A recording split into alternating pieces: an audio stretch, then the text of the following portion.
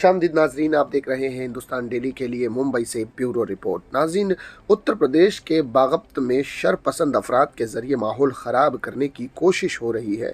Media report के मुताबिक बागपत के कोतवाली इलाके वाक़े सरवरपुरा काला गांव में कुछ शरपसंद अनासिर ने गांव की बड़ी मस्जिद के सदर दरवाजे समेत दीवारों पर कई जगह जय श्री राम लिख दिया।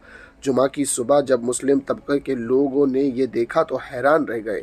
जब इसकी खबर पुलिस को मिली तो वो फौरन पहुंची और जिन मकामात पर जय श्री राम लिखा हुआ था वहां पुताई कर दी। माहौल ख़राब करने के शरपसंदों की इस कोशिश को देखते हुए पुलिस अफसरान अलर्ट हो गए हैं।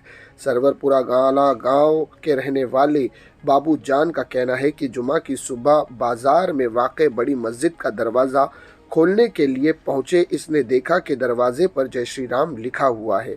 जैसे ही इसने कपड़े से मिटा दिया। बाबू खां का कहना है कि फिर उन्होंने दीवारों की तरफ देखा तो कुछ मकामात पर जय श्री राम लिखा नजर आया। गांव के ही किसी शख्स ने इसकी खबर पुलिस को दे दी। खबर मिलते ही पुलिस मस्जिद के पास पहुंची और फौरी तौर पर दीवार की पुताई कर दी ताकि जय श्री राम लिखा नजर न आए। बाबू खां का कहना है कि कुछ शरपसंद अनासिर ने ही गांव का माहौल बिगाड़ने की कोशिश की है। इस मामले के सामने आने के बाद पुलिस अलर्ट हो गई है और गाँव के कई लोगों से इस मामले में पूछताछ की जा रही है।